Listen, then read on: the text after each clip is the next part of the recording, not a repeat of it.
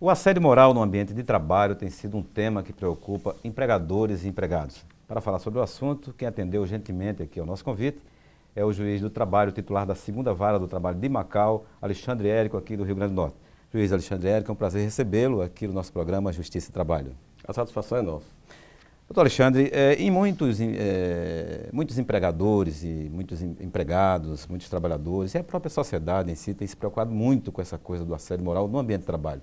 As formas de tratamento, enfim, as manifestações que demonstram esse tipo de comportamento de alguns comandantes, digamos assim, no ambiente de trabalho, tem sido preocupante para esses setores todos.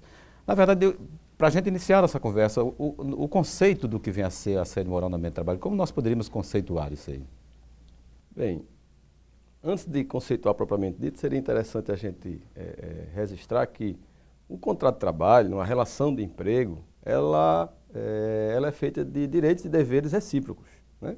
Tanto do empregador quanto do empregado, né? E um contrato de trabalho típico, né, gera uma permanência, né, de relacionamento que prepondera diante do tempo que as pessoas convivem, né? Então, aquele relacionamento ele tem que ser um relacionamento pacífico, cordial, né? Logicamente que, diante das exigências de mercado, né, das metas que as empresas possuem, né, o empregador ele geralmente exige, né, do empregado um comportamento tendente a ter um desempenho mais satisfatório, né? Ou seja, a própria economia, a globalização, o atingimento de metas pelas empresas, tudo isso influi. A concorrência do mercado entre as empresas, né? Então, assim, as empresas, via de regra, querem lucro, né? Lucratividade, né? Querem maximizar a produção, né? E obter lucro, quanto mais lucro, melhor, né?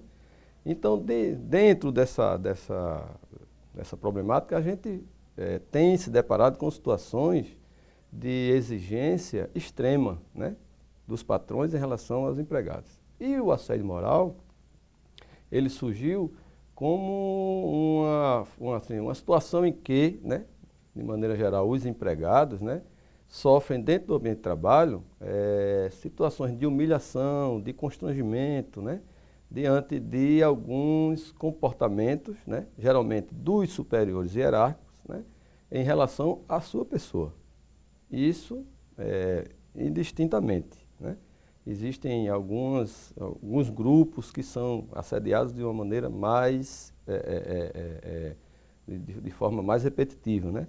Mas, de maneira geral, são situações que trazem constrangimento ao trabalhador diante do comportamento do superior. Alexandre, e quais as principais características, digamos, e causas do assédio moral dentro do ambiente de trabalho? Bem, existe a figura do assediador e do assediado, né? Então, dentro da relação de emprego, o assediador, geralmente, ele comete atos, né, direcionados a determinada pessoa, né? E aquela pessoa, ela começa a sofrer esse tipo de constrangimento em função de alguns fatores que são característicos da relação de trabalho ou da própria pessoa.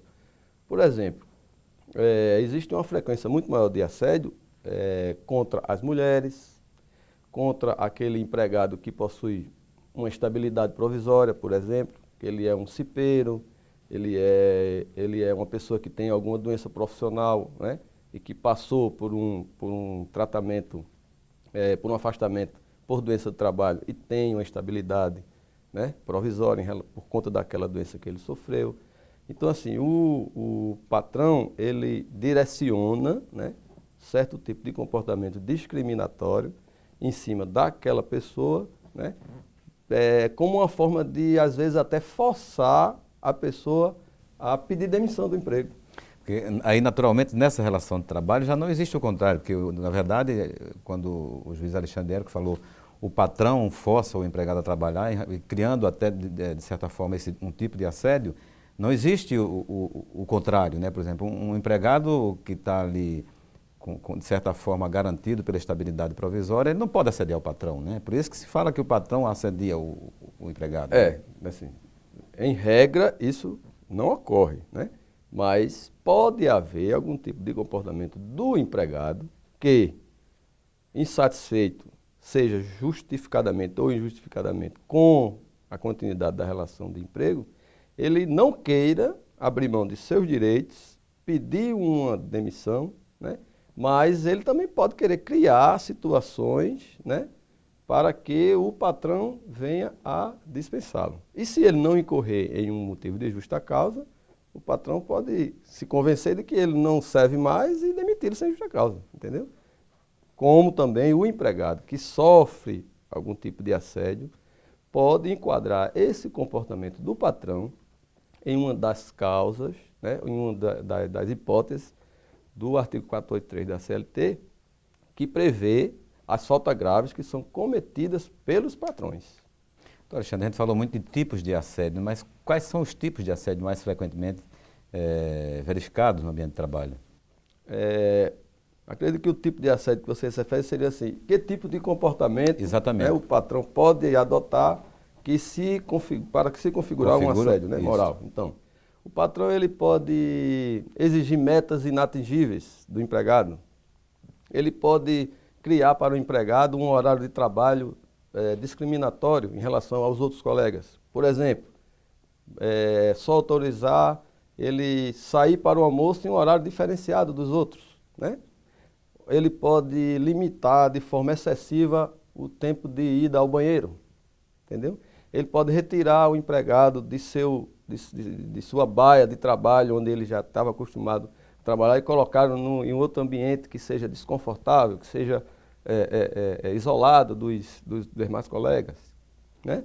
E geralmente o que ocorre? Isso não é um ato isolado, né, do patrão.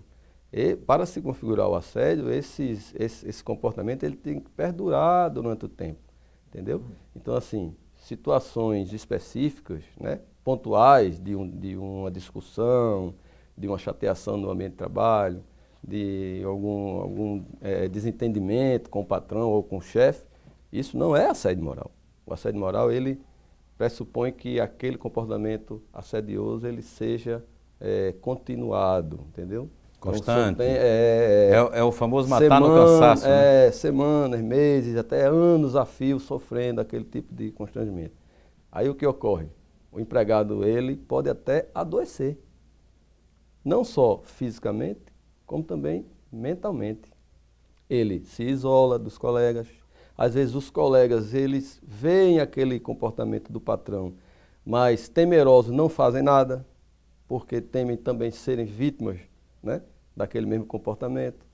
Então, gera uma situação constrangedora, não só para aquele empregado que está sofrendo diretamente assediado, mas também para os seus pares, os colegas, né, que fazem parte do ambiente de trabalho. Pois não. Doutor Alexandre, quem são, na verdade, ou quais são, na verdade, as ocorrências mais frequentes nas ações aqui na Justiça do Trabalho? Mas é uma pergunta que eu gostaria que o senhor respondesse no próximo bloco. Nós vamos precisar fazer um breve intervalo e dentro de instantes nós voltamos com Justiça e Trabalho.